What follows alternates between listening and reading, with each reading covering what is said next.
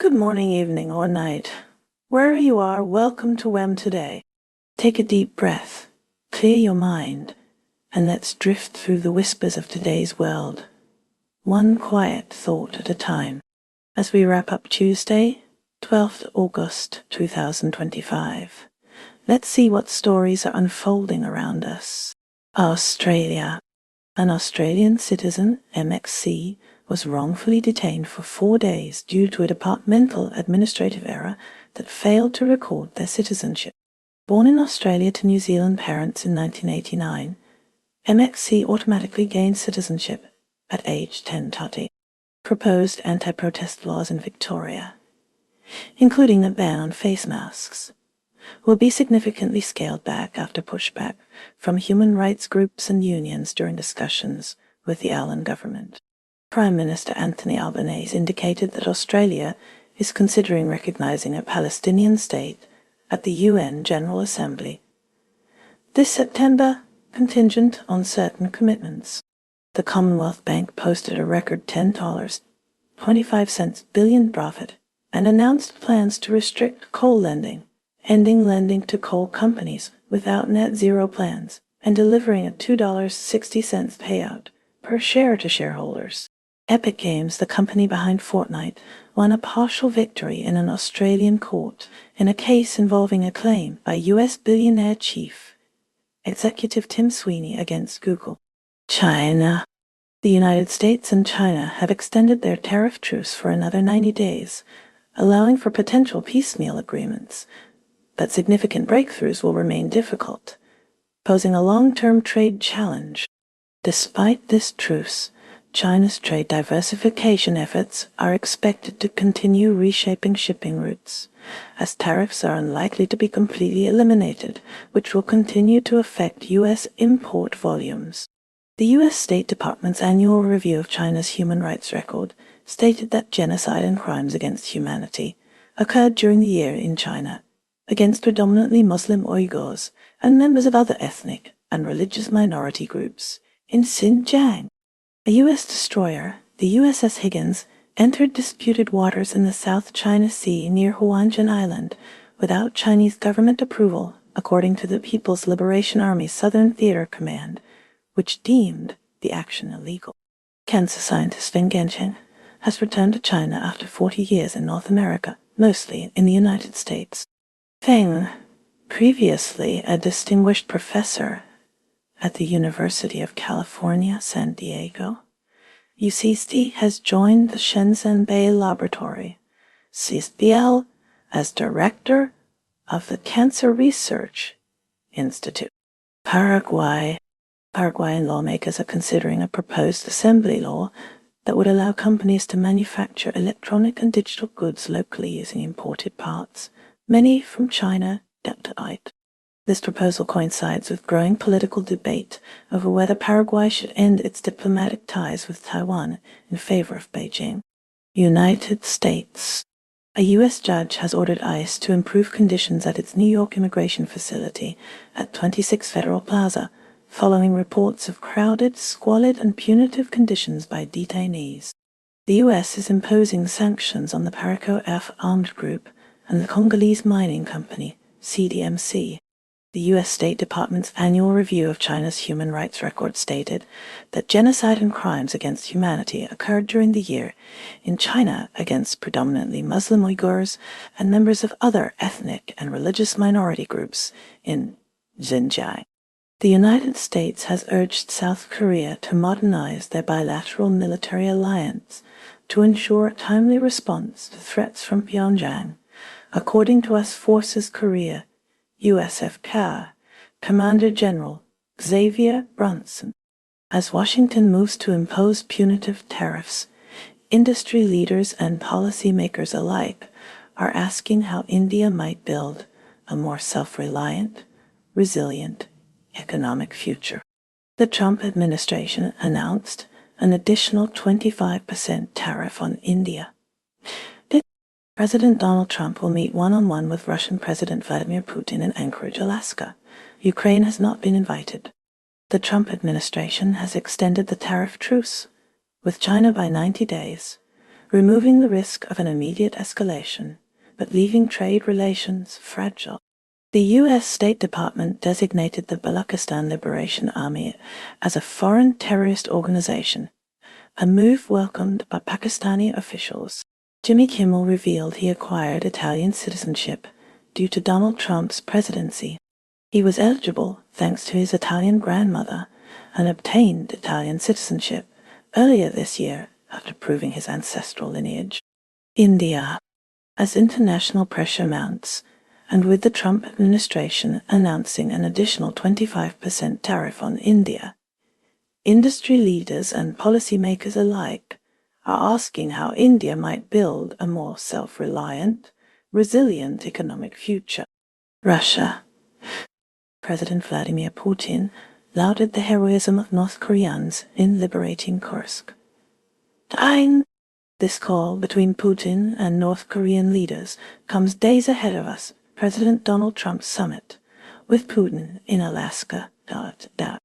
According to the White House, US President Donald Trump will meet with his Russian counterpart, Vladimir Putin, one-on-one, during the talks in Anchorage, Alaska. Ukraine has not been invited to the meeting. Pakistan. Pakistani officials have welcomed the U.S. State Department's decision to designate the Balochistan Liberation Army as a foreign terrorist organization. The Balochistan Liberation Army and its Mujahid Brigade have carried out several separatist attacks. South Korea. The United States has urged South Korea to modernize their bilateral military alliance and ensure a timely response to threats from Pyongyang. US Forces Korea, USFK, Commander General Xavier Bronson, said modernizing the alliance was essential to keep it ready, relevant, and able. Syria. Syria is attempting to recover from a multi-layered financial crisis that began when opposition fighters toppled the regime late last year and formed a government. This recovery has been aided by the U.S. lifting most sanctions, but it is hampered by a lack of liquidity. New Zealand. Australia and New Zealand are edging closer to recognizing a Palestinian state as international pressure mounts. China is navigating a complex landscape of economic adjustments and regulatory scrutiny. The crackdown on lavish perks for civil servants, including restrictions on banquets and overseas leisure travel, is causing concerns about potential economic impacts. Chinese authorities are reportedly pressuring companies like ByteDance to favor domestic suppliers over foreign ones, impacting companies like NVIDIA. Adding to the challenges, China has rejected OpenAI's trademark application for its GPT-5 AI model, reflecting the unavailability of OpenAI services in the country. China Evergrande Group will be delisted from the Hong Kong Stock Exchange after its collapse triggered a crisis in China's real estate sector. The delisting is scheduled for August 25. Conversely, global investors are increasingly allocating capital to China's domestic bond market. UBS launched its first yuan-denominated bond fund in 2018, anticipating further increases in allocations if de-dollarization continues. China has also launched a year-long plan to subsidize interest on personal consumer loans. Meanwhile, China's blanket ban on cryptocurrency trading poses challenges for authorities in disposing of seized digital assets. In trade, President Trump extended a tariff truce with China by 3 months, and Beijing responded by suspending additional tariffs on U.S. goods for 90 days. However, China has initiated an anti-dumping investigation into pea starch imported from Canada. China and the U.S. both pledged funds for Pacific Islands ahead of a regional leaders meeting they were barred from attending, after the Solomon Islands blocked 21 donor countries, following pressure from Beijing to exclude Taiwan. Tensions in the South China Sea are anticipated to rise following a collision between Chinese vessels. China has also accused the U.S. of disrupting peace in the South China Sea during a UN session about the Panama Canal. Environmentally, a study revealed that foreign firms in China accounted for a quarter of the country's total carbon emissions between 1997 and 2017. China's megadam construction on the Yarlung-Tsangpo, Brahmaputra River raises concerns about transboundary water mechanisms in South Asia.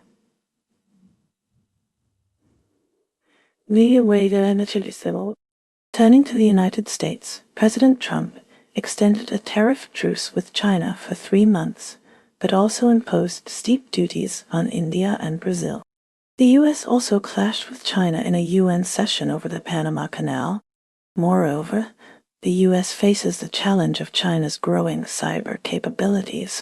In the United Kingdom, 9 human rights organizations have urged the Culture Secretary, Lisa Nandy, to halt Redbird Capital's proposed £500 sterling takeover of the Telegraph, citing Redbird Capital's links with China as a threat to media pluralism.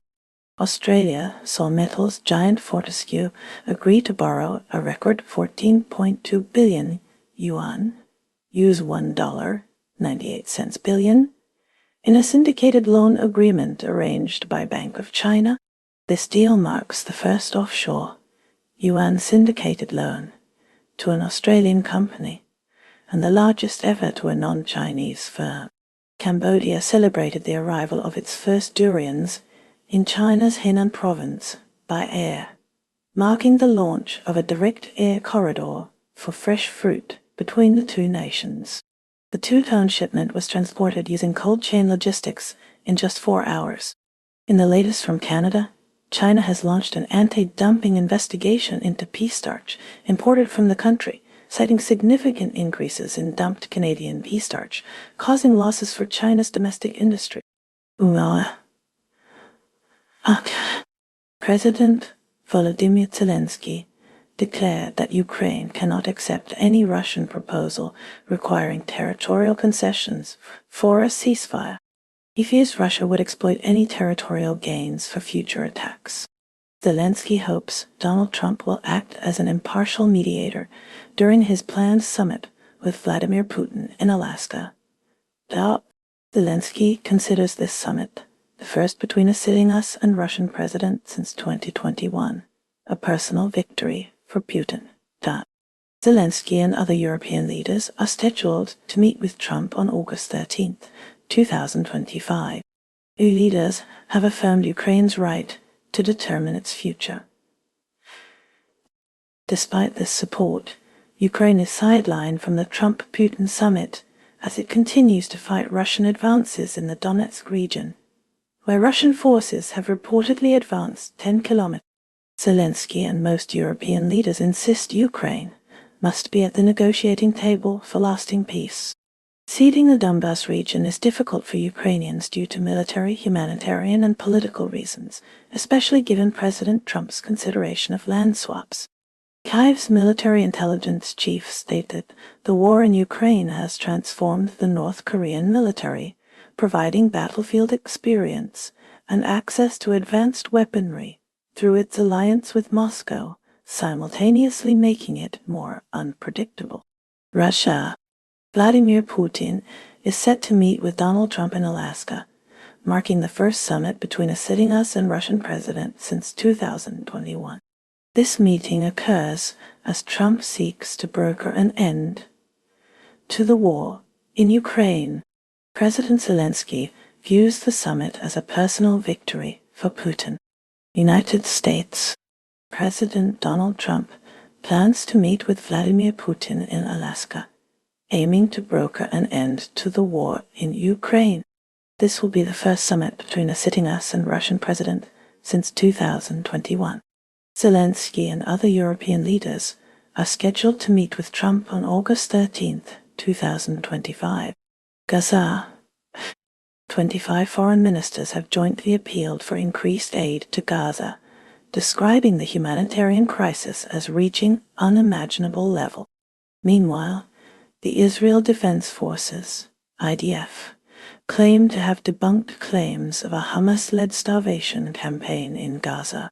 Reviews of documents reportedly indicate most malnutrition-related deaths are linked to severe pre-existing conditions. United Kingdom. Dairy farmers are warning that a persistent labour shortage, worsened by Brexit and the pandemic, threatens the UK's food security. An ALA survey revealed that most farmers seeking work has received very few or no applications from qualified candidates. Shabna Begum of the Runnymede Trust cautioned that toxic rhetoric could lead to increased vigilantism and violence. She cited the vitriol directed at scouts and charity rowers, mistaken for migrants, as an example of how innocent mistakes were not the cause. China. Chinese researchers are studying electronic warfare lessons from the conflict in Ukraine. They noted that satellite navigation signals were among the first targets when Russia invaded in February 2022. All satellite navigation systems in the war zone, including the US GPS, the European Union's Galileo, China's Baidu, and Russia's GLONASS, were affected. The conflict between Israel and Palestine continues to escalate, marked by Prime Minister Benjamin Netanyahu's policies, which are viewed by many as denying Palestinian sovereignty and rights. Despite some reservations, a majority of Israelis reportedly agree with Netanyahu's overall approach. However, his handling of the humanitarian crisis in Gaza has drawn international censure, including from Australia. The situation in Gaza is critical, exacerbated by intensified Israeli bombing, which has resulted in numerous casualties, including at least 89 Palestinian deaths in a single 24-hour period. 15 people were killed while queuing for food.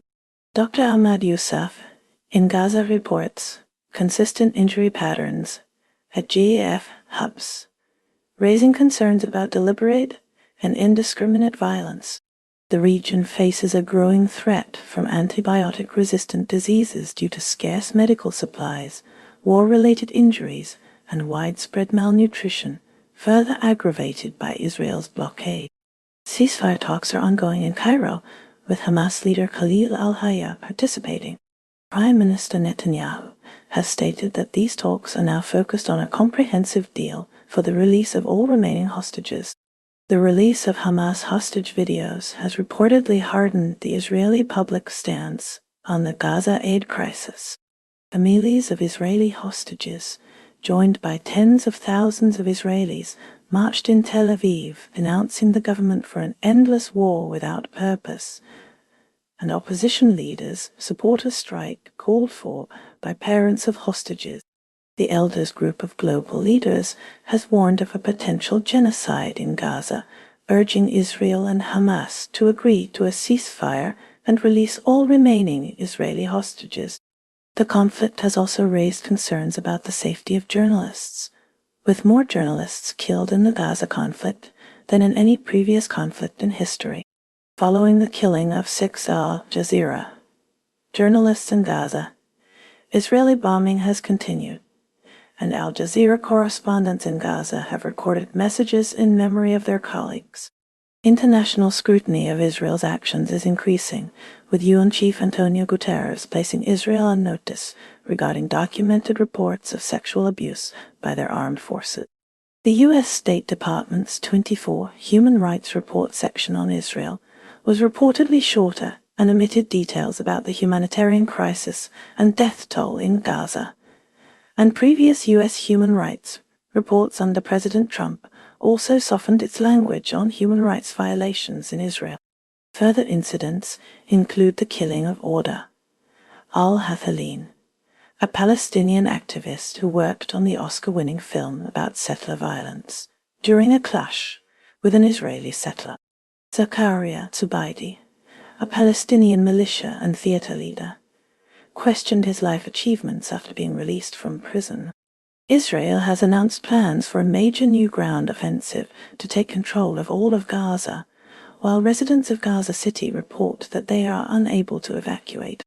Turning to Iran, authorities there reported detaining 21,000 suspects during its June war with Israel, which included Israeli airstrikes killing nearly 100 Iranians and retaliatory Iranian strikes, killing 28 in Israel.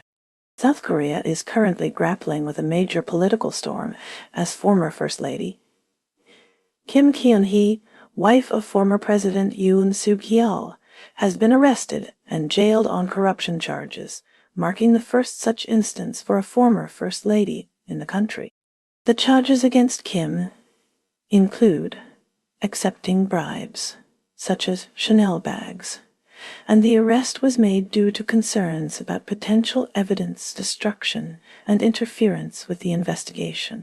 Yoon Suk-yeol himself is also imprisoned, facing charges related to an alleged attempt to impose martial law and accusations of influencing the People Power Party's 2022 election candidate nomination. The arrest was spurred by her wearing a diamond pendant worth tens of thousands of dollars on an official trip.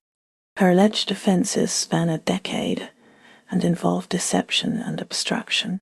In other news, South Korean crypto entrepreneur Do Kwon pleaded guilty in the U.S. to fraud charges linked to the $40 collapse of the Terras and Luna tokens, potentially facing a prison term exceeding 10 years. Meanwhile, Vietnamese leader To Lam's state visit to South Korea has offered a glimpse into President Lee Jae-myung's new foreign policy approach to Southeast Asia, with both nations aiming to navigate the complexities of the U.S.-China rivalry and boost bilateral trade to $150 by 2030. The Philippines condemned China's reckless behavior after a collision involving Chinese ships near Scarborough Shoal. The Philippine military reported that a Chinese Navy vessel and a Chinese Coast Guard ship were involved in the incident during a high-speed chase of a Philippine Coast Guard (PCG) vessel. According to the PCG, they were escorting vessels distributing aid to fishers when the incident occurred. Commodore J. Tariella, a PCG spokesman, called on China to adhere to international maritime rules. President Ferdinand Marcos Jr. has vowed to pursue a binding code of conduct (KO South China Sea) as the incoming chair of ASEAN. In 2026, the Philippines plans to address the maritime dispute with China. Furthermore, a bilateral agreement between the Philippines and Japan designed to enhance joint exercises and disaster response, will be effective on September 11. Guatemala saw justice served as a judge convicted 6 individuals for their roles in the devastating 2017 fire at the Hogar Seguro Virgen de la Asunción group home. This state-run facility became a scene of tragedy when 41 girls lost their lives. 2 officers and 4 former child protection officials faced charges ranging from child abuse to manslaughter and dereliction of duty. The victims, locked in a classroom, allegedly ignited their mattresses in protest against staff mistreatment, including disturbing allegations of sexual abuse. This horrific event shone a harsh light on systemic abuse within Guatemala's government shelter system, capturing international concern and condemnation. Japan has launched a survey addressing war trauma, experiences shared by families of former servicemen. Heavy rains in southwestern Japan caused floods and landslides, leading to 2 deaths and several missing persons. Stricter safety measures, including mandatory urine tests and weight loss protocols, are being introduced in Japanese boxing after 2 fighter deaths. A McDonald's Japan Pokemon card promotion was quickly stopped due to fighting, food waste, and card reselling. A British aircraft carrier strike group made its first port call in eastern Japan in about 4 years. MUFG is negotiating new debt swaps after a $465 agreement, seeking to expand its presence in this market. Former IMF economist Maurice Obstfeld suggested Japan should diversify its international relationships beyond the U.S. due to concerns over policies undermining confidence in the $. Russia's war in Ukraine has entered its 1.266th day, marked by Russian forces advancing several miles into Ukrainian territory. This advance is seen as a strategic move to strengthen Russia's position before a planned summit between Russian President Vladimir Putin and U.S. President Donald Trump. Ukrainian President Volodymyr Zelensky has warned that Putin is planning new offensive operations. The United States will host the summit between President Trump and President Putin this Friday at Joint Base Elmendorf-Richardson in Alaska. This location carries historical weight, as Russia sold Alaska to the U.S. to settle war debts after the Crimean War in the 1850s, a region also central to the current conflict. President Trump has downplayed expectations for the summit, stating his goal is simply to gauge Putin's intentions, and that he is ready to walk away if no common ground is found. Within Ukraine, Russia has continued its strategy of targeting assembled soldiers with missile strikes, leading to casualties among foreign recruits in the Ukrainian military. Amidst these developments, a former Palestinian militia leader provided commentary on the ongoing conflict. Meanwhile, the European Union is urging President Trump to defend European security interests during his discussions with Putin. This reflects concerns within Europe about the potential impact of U.S.-Russia relations on the continent's stability. Adding to international tensions, Russia is suspected of hacking the U.S. federal court filing system. This breach has triggered a federal investigation aimed at evaluating the extent of the damage and identifying vulnerabilities within the system. Europe is facing a significant climate crisis as a severe heat wave grips the continent, triggering widespread wildfires and record-breaking temperatures. In southwest France, temperatures have soared 12 degrees Celsius above normal, fueling an alarming 87% surge in wildfire destruction across Europe. Tragically, these fires have already claimed 2 lives. Heat alerts are in effect for Italy, France, Spain, Portugal, and the Balkans, where temperatures are anticipated to surpass 40 degrees Celsius. Turning to international relations, Donald Trump plans to consult with European leaders regarding the ongoing conflict in Ukraine, ahead of a scheduled meeting with Vladimir Putin. These virtual discussions, which will include Chancellor Friedrich Merz of Germany, will stress the importance of a complete ceasefire as a prerequisite for any meaningful negotiations aimed at resolving the war. These discussions will happen prior to a U.S.-Russia summit. In the United States, President Trump is moving to assert federal control over the police force in Washington, D.C., a move that could reshape law enforcement governance in the capital. Meanwhile, Ford is strategizing to develop a more affordable electric truck model, aiming to broaden the accessibility of electric vehicles to a wider consumer base. Spain is grappling with a deadly heat wave exacerbating wildfires, tragically claiming at least 2 lives. A Romanian man in his 50s succumbed to extensive burns suffered while trying to save horses from a burning stable close to Madrid. In a separate event, the body of American hiker Cole Henderson, 27, missing since early July, was found in the Ordesa y Monte Perdido National Park on August 8, according to Spanish police. The restoration efforts on the statue of the Virgin Mary, known as the Macarena, located in her basilica in Seville, has sparked public controversy. India faces strained trade relations with the United States, with U.S. Treasury Secretary Scott Bessent describing the country as a bit recalcitrant in trade negotiations. Potential 50% tariffs imposed by former U.S. President Donald Trump threaten India's diamond industry, which employs 2 million workers and dominates global diamond cutting. Trump's policies have generally strained ties, impacting the Quad alliance. The U.S. State Department claims top U.S. leaders aided in preventing a potential catastrophe between India and Pakistan. Domestically, hundreds of Indian lawmakers were briefly detained during a New Delhi protest, alleging election manipulation by Narendra Modi's ruling party. Dozens were also detained for protesting a Supreme Court ruling regarding New Delhi's stray dog population. Turning to Canada, an isolated incident saw the verbal abuse of an Indian couple leading to the arrest of one youth. In the United States, trade tensions with India are escalating, with U.S. Treasury Secretary Scott Bessent criticizing India's stance in negotiations. Former U.S. President Donald Trump's potential 50% tariffs threaten India's diamond industry. Trump's tariffs, sanctions, and rhetoric have generally strained ties with India and Japan, impacting the Quad Alliance. The U.S. State Department maintains a good relationship with both India and Pakistan, asserting that U.S. leaders helped avert a potential crisis between the two nations. Neighboring Pakistan benefits from a claimed good relationship with the United States, with the U.S. State Department asserting that top U.S. leaders played a role in preventing a potential catastrophe between Pakistan and India.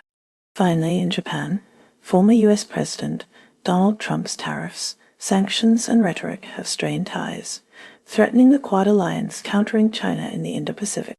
Myanmar is currently facing a dire situation marked by escalating human rights abuses and a deepening humanitarian crisis since the 2021 military coup.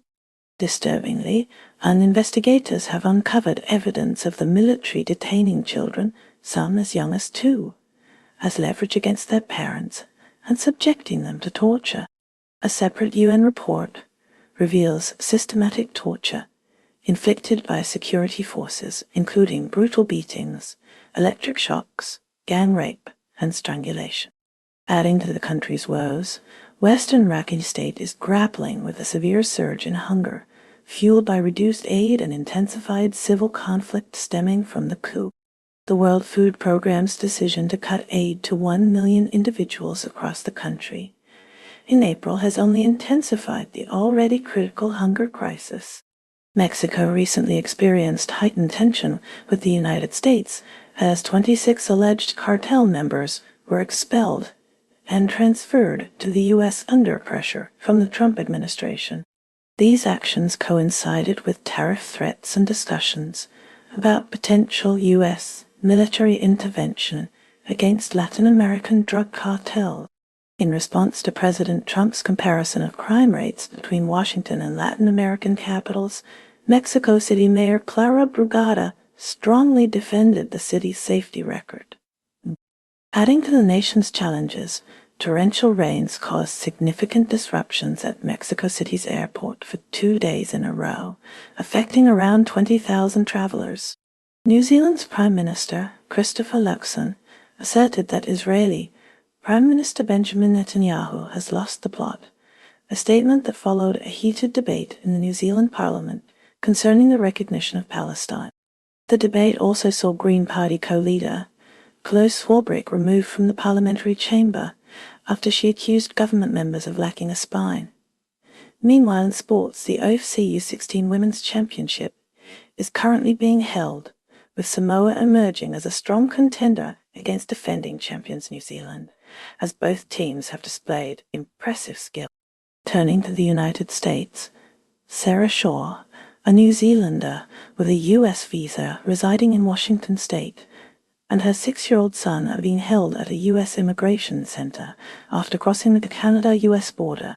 An advocate has alleged that Shaw is being treated unjustly by immigration authorities. Pakistan's Prime Minister Shehbaz Sharif vowed to protect the nation's water resources against possible Indian disruption.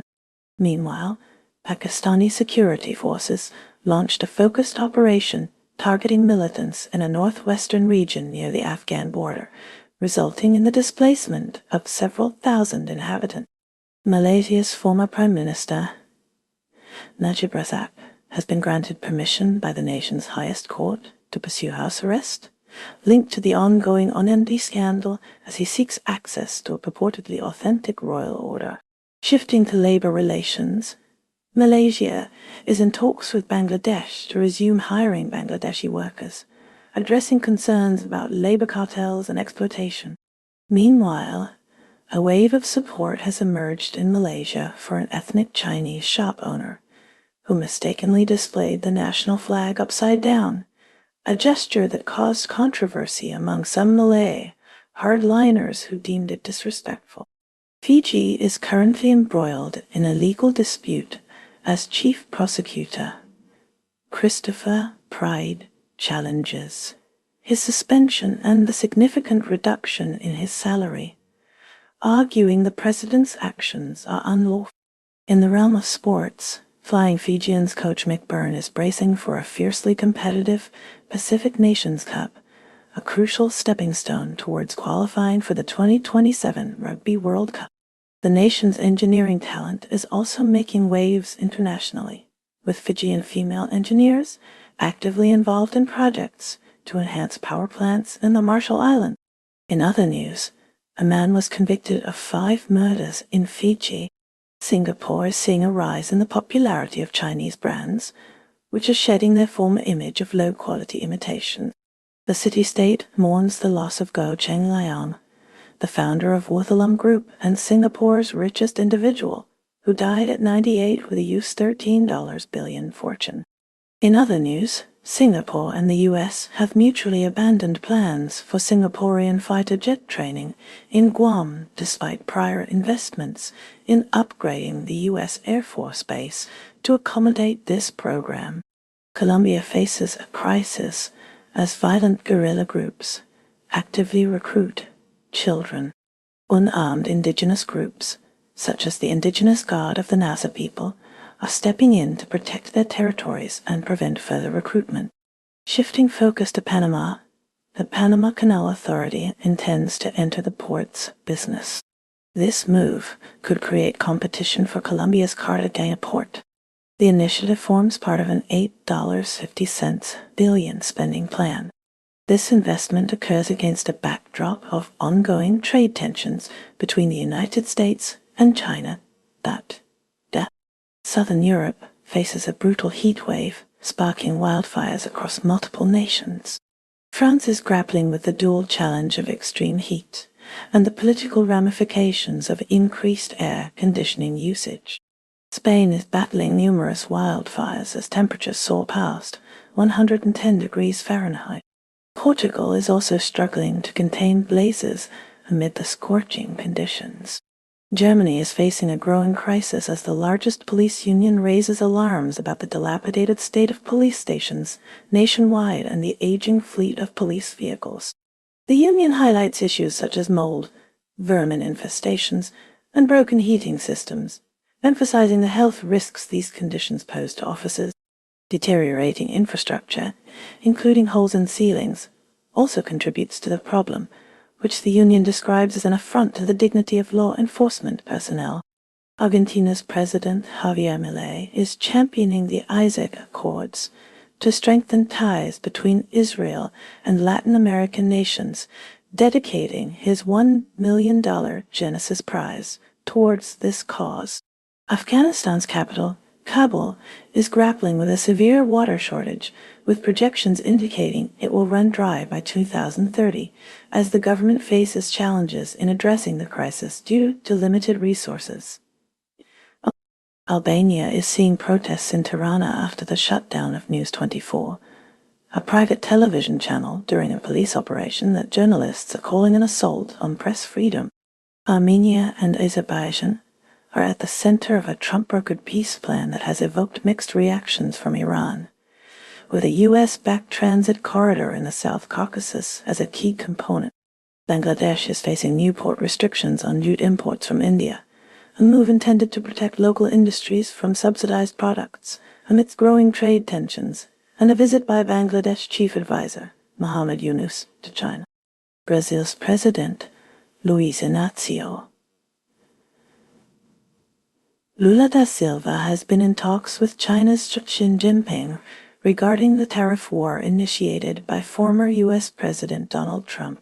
Cameroon is the site where French President Emmanuel Macron has acknowledged France's past colonial repression, as African leaders reassess France's ongoing presence on the continent. Cambodia and Thailand are experiencing heightened tensions, with the Thai army issuing warnings about potential self-defense actions due to continuing landmine incidents attributed to Cambodia that have injured Thai soldiers patrolling the border. Haiti is suffering from severely underfunded United Nations efforts to address its turmoil, with less than 10% of the required funds received, as violence persists due to powerful armed gangs amidst ongoing political and economic chaos. Indonesia and Malaysia are engaged in ongoing discussions concerning a disputed sea area, involving overlapping claims to the continental shelf and exclusive economic zone off the eastern coast of Borneo. Iran's response to the Trump-brokered peace plan between Armenia and Azerbaijan has been mixed, particularly concerning the US-backed transit corridor in the South Caucasus. Jordan, Syria, and the United States have held discussions aimed at exploring ways to support Syria's reconstruction following deadly clashes, with a focus on enhancing security conditions. Papua New Guinea is dealing with a polio outbreak as reported by the World Health Organization, who, with over 31 instances recorded, heightening the risk of further transmission, despite no reported paralysis cases. Sri Lanka is being compelled to confront its history of bloodshed through the excavation of a mass grave in Chemani, prompting the Tamil community to call for international involvement in the investigation. Sudan has seen a deadly attack condemned by the United Nations, where a paramilitary group targeted a displacement camp in the Darfur region, resulting in 40 deaths. Turkey, the world's largest hazelnut supplier, is experiencing frost-related damage to its hazelnut crops, potentially threatening chocolate supply chains and leading to increased prices for brands like Nutella and Ferrero Rocher. In the United States, Anthropic is offering its AI chatbot Claude to the U.S. government for $1 for government use, according to CEO Dario Amodei, aiming to bolster America's AI leadership and ensure government access to secure AI tools. And that's a wrap for today's news, because even headlines need a nap. Stay curious, stay kind, and let the noise fade as you find your quiet. Take care, stay awesome, and I'll see you next time on WHAM Today.